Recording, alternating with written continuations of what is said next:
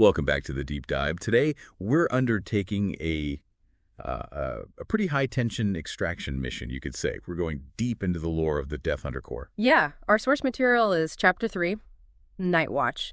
And it's incredibly intense. It covers the capture, the interrogation, and then the magical binding of this really powerful supernatural entity. So our mission today is to really unpack the operational complexity of the DHC. We're not just looking at a successful capture, we're asking, what did it take to actually pull this off? Exactly. And the setting it's just key. The atmosphere is described right away as overlooming. That signals a huge threat. And Marcus notes how strong the barriers are, which suggests their captive has to be an elder one. That initial read of the room is everything, isn't it? Before they even see the subject.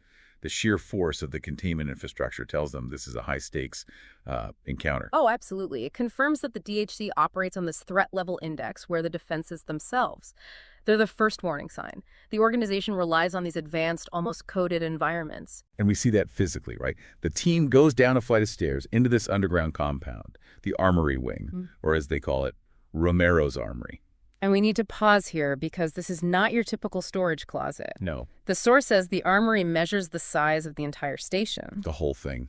Just think about that for a moment. It's not just a collection. It's a massive, integrated warehouse dedicated to fighting, and this is a quote, anything in this universe. Which tells you DXC's mandate is, total universal defense. They're not just policing local spooks. Not at all. And their entire philosophy of defense is built on this deep, almost ancient knowledge. You see it immediately with the security around Simon Romero's receiving desk. It's not a simple lock and key. No, it's a reinforced cage. It's marked with very specific runes and relics. Highly specialized security. Right. And the source emphasizes that the barriers aren't, standard issue. They require advanced scribery to even understand them. And this is where we learn about the Corps' intellectual foundation. These defenses were designed by Romero and Marcus's father, Ewan. And they're called Men of the Paper, Scribes of Knowledge and Truth. I find that title so compelling. Scribes of Knowledge. It suggests the DHC doesn't just hire soldiers. They rely on these scholar magicians who design the very reality they operate in. The knowledge is the weapon. Precisely. And that knowledge has layers. The text mentions an inner chamber, holding even stronger barriers that even Marcus can't immediately transcribe. Right. He'd need to seriously study them. Which just highlights that the DHC is sitting on accumulated, specialized centuries of knowledge. It's an archival power structure, not just a military one. So if the armory's the body of the DHC, then Simon Romero is. Maybe the volatile, bomb-loving heart of it all. Let's talk about Romero. Romero is fantastic. He really embodies the hybrid nature of the DHC. He's confirmed as one of the best trappers in Death Hunter Corps. He's an old friend of Dion and Ewan, a deep lore guy. But his personal passion is, quote, explosions. Exactly. A tactical genius with a love for spectacle. And his latest trophy, the thing he's bagged and tagged in that high-level chamber, is a knight. Also known as a guardian of damnation. The title is ominous, but the vessel itself is just bizarre. It is. Serenity tries to describe it. She calls it a carabusion. Yeah, this isn't the typical demon in a human meat suit, as Dion would put it. No. Serenity clarifies it's, technically speaking, a half-human caribou. Just try to picture this thing. You've got a deformed head, shaped like a caribou, but it still has a human mouth. Huge antlers, and its fingers are made of this black, hoof-like material. Horrifyingly specific. A true biological aberration. And of course, it stinks like a caribou. Which prompts Dion to call it a feces. And Marcus immediately corrects him to the more professional, feral species. Right. That little moment of dark humor just emphasizes how alien this thing is. It's not meant to walk upright. Okay, so the target is secured, identified as this Knight of Sticks, and the interrogation begins.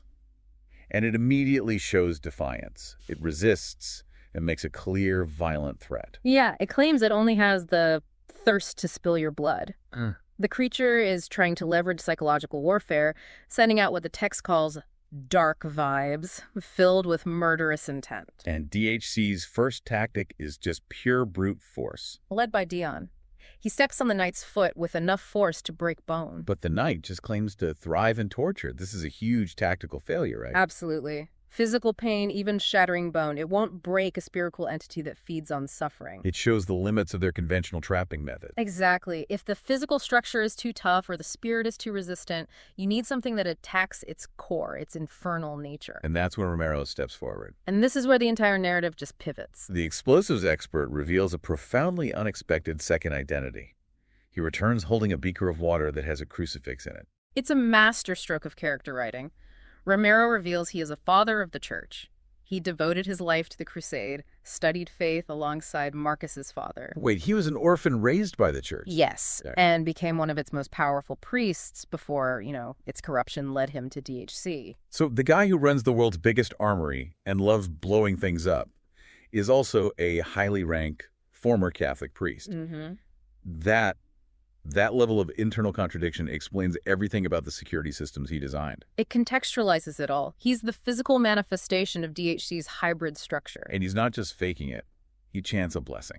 And the source notes a flash of light as the water shimmers, proving its sanctity, its purity. This is blessed, consecrated power being brought into the equation. The reaction is immediate, extreme. They force-feed it to the creature, pour it on its skin. And the knight screams that the liquid is like acid. It's burning its mouth and skin. This spiritual purity is causing physical agony. Which tells us exactly why the holy water works when Dion's boot stomp didn't. Yes. The water is actively disrupting the creature's infernal connections. It's cutting off its link to whatever realm it draws resilience from.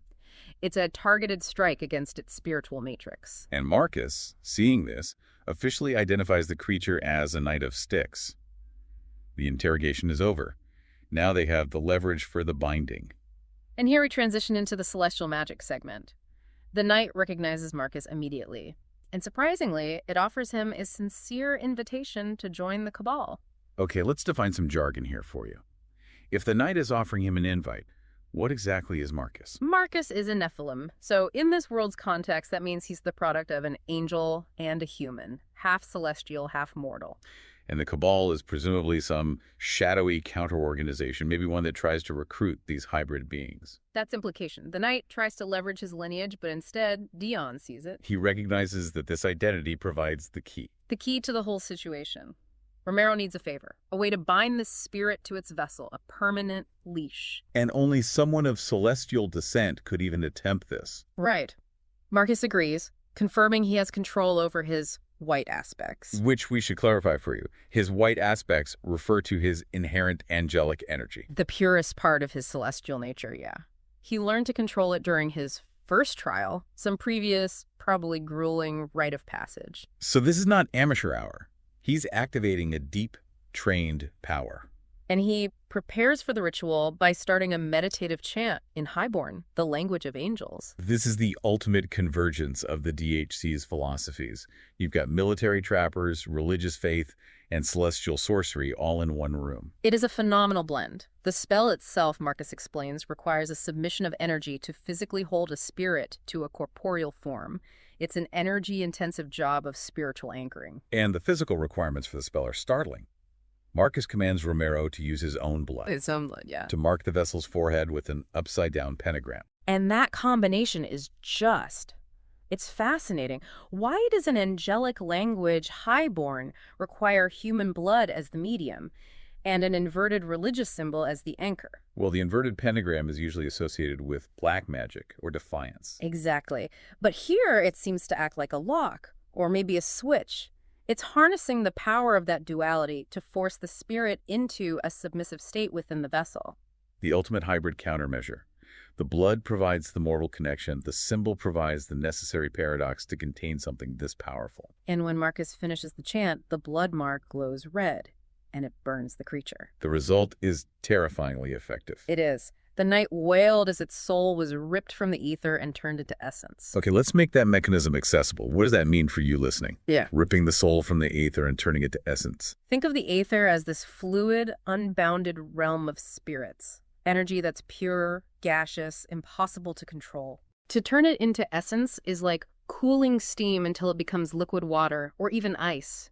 The spirit becomes dense, manageable, and physically anchored. It's no longer unbound energy. It's a contained resource. And the oath seals the deal. I bind thee, Knight of Styx, to the hills and mountains of earth, for the rest of your vessel's life. But there's a serious cost. A huge cost. Marcus is severely drained. He loses the energy to even stand, almost passing out. The toll is clear. This level of celestial manipulation drains him completely.